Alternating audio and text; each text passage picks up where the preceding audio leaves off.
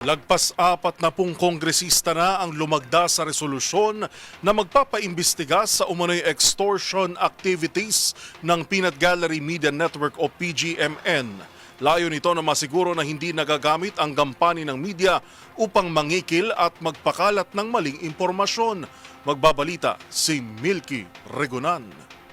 Nasa 41 congressmen ang lumagda ng resolusyon para imbestigahan ang umano'y robbery extortion activities ng Peanut Gallery Media Network o PGMN. Ayon kay Tingog Party List Representative Jude Asidre, layunin ng resolusyong matiyak na ang mga online platforms ay hindi nagagamit sa intimidation, coercion, disinformation at umay pangingikil at nagagamit ang media. Ang House Resolution 106 ay i-refer sa House Committees on Public Order and Safety, Information and Communications Technology at Public Information.